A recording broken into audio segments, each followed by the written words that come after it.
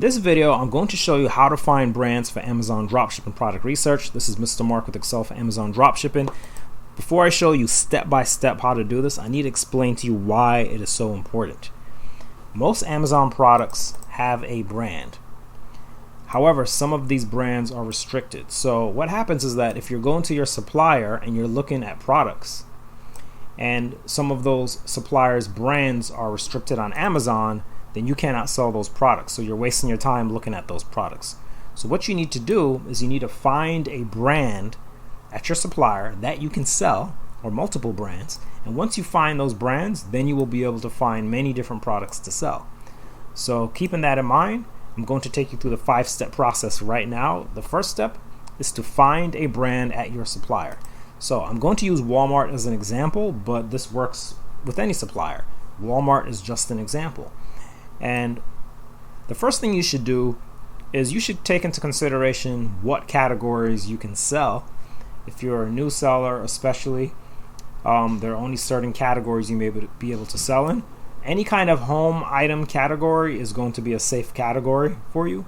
So for example, I will go to the home category on Walmart and I'll just look at products and I'll look at some of the brands of these different products. So here's a product and I'm going to choose this product, and the brand is Mainstays. Now I already know about this brand, but I'm just using it as an example. And what I would do is I would now check to see if this brand is restricted. So that is the second step, to check the restricted brands list. And what this is a list that is put together by different people. And here's one particular example from this website, Seller Essentials. And what you're going to do is check this list and see if the brand is in it. So you can go down to the M section and you'll see that Mainstays is not on the list. So it appears that the brand is not restricted.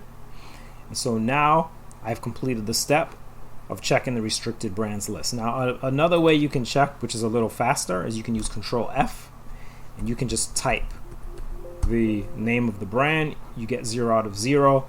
But sometimes it's a good idea still to check that list section just in case they did something a little different with the name of the brand. Now, the next step is to search the brand on Amazon. And there are two reasons why you do this. One is, does the brand have products? Secondly, do I have approval to sell the brand? Okay, I need to know these two things. So I go to Amazon.com and I'm going to search Mainstays, right? And you see that there are products. So yes, there are Mainstays products to sell on Amazon, number one. But number two, do I have approval? That is the next question. Now, the way I prefer to check to see if I have approval is actually to go to the catalog. And in the catalog, and by the way, this is under Seller Central, you go to catalog and add products. And then I will just type the name of the brand. I'm going to type that in and search it. Okay, now I get these results, and if I click on this, show high variations, it will open this up. I see select a condition and sell this product.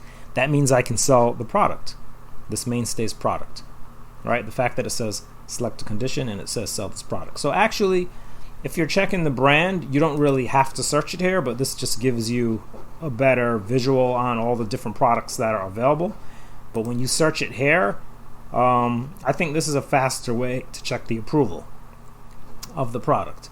The other way to check the approval is you will actually have to click on a particular product, and then you will have to click on sell on Amazon, and you'll see if you have approval to sell that product, right? Let me show you an example of a product where you don't have approval, just so you know what that looks like.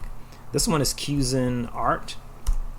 Here's a brand where I already know that I don't have approval, and when I type this brand in, when I click show variations, it tells me apply to sell. So I don't have permission to sell it. Now when I click apply to sell, it brings me here, and here it is. You need approval to sell Cuisin Art branded in new, used, refurbished, collectible conditions. I cannot sell this brand. That's what it's telling me. I don't have approval. I can't even list it, right? And if I try to request approval, they're going to reject me. I already know because I tried. Going back to the brand where I do have approval, which is Mainstays, I'm going to proceed to the next step. And the next step is search the brand on Google. This is really optional, but I recommend it because what it does is it helps me to find other suppliers of the brand. All right, so I suggest this. Okay, so if you go to Google, you're going to Google Mainstays, and then what you do is you go to shopping, and you'll see that the supplier for all these, remember these are different Mainstays products, right? Same brand, different products. They're all Walmart, right? The same supplier over and over again. All right, so the reason for this is that Walmart, or rather Mainstays, is a private brand of Walmart, so it's only sold by Walmart. Let me show you the difference with another brand like the Cuisin Art. You don't have approval, but if you look at this brand, for example, you'll see that it is sold at many different suppliers, right? You see some different names here, lots of different suppliers, okay? So that's the difference when the brand is being sold at different suppliers, okay? But we don't have approval for that brand, so we're not even really looking at it. Okay, now, once you've done that, that's pretty much it. As far as researching the brand goes, you've completed the brand research. I'm not talking about the products yet, just the brand. So now I'm going to go to a Google Sheet that I created. Very simple Google Sheet. I'll just zoom it up a little bit for you. And I'm going to put in the brand name, which is Mainstays. Is it restricted? No. I didn't find any restriction. Do I have approval? Yes. Do they have products on Amazon? Yes, they do.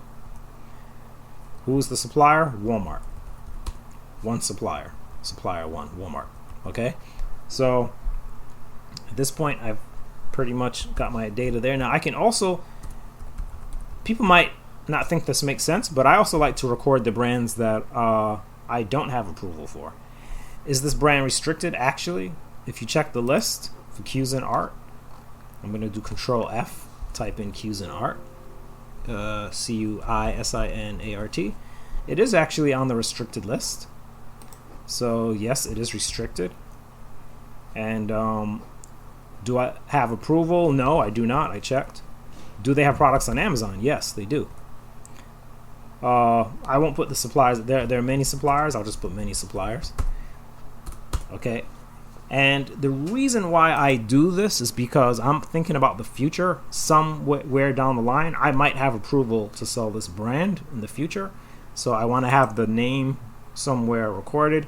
I can always come back and check, a year later or something to see if I can get approval for that brand, right? So I want to know about the brand.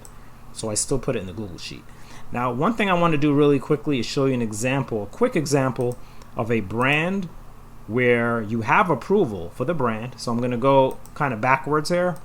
I'm going to go to Amazon first and show you this brand, which is Brookstone. And look, you have approval to sell the brand, right? Isn't that good? Okay, you can select a condition, new, you can sell it, all right, and you see it on many different products. Select a condition, sell this product, select a condition, sell this product. However, watch this. If you go to the restricted brands list on this particular website, you will find the name of this brand, Brookstone. So Brookstone is restricted. So there is a difference between restricted brands and then whether you have approval on Amazon. And I want you to understand the difference, because you have approval on Amazon. You can go ahead and list the product without a problem. But for some reason, it has been listed as restricted on their list. So, well, there's two possibilities. One is that they're wrong about Brookstone, or maybe it was restricted and now it's not. I mean, I guess there are different possibilities. It could also be, but my suggestion is to read this because they explain a few things about restricted brands here. Okay, so sometimes they mention that some brands might be restricted only for certain products. So the different possibilities, but because I'm seeing this on a list, I might not really want to take a chance with it because I don't want to end up getting in trouble with the brand owner. What I suggest is there are other lists just like this. This is not the only one online, and you can sometimes check your brands against those different lists to see if you see that same brand show up as restricted again on another list, and that is something you can do. All right, so now once you find a brand that you know you can sell, well, the good thing is that what you can do now is go back to your supplier and only search that brand.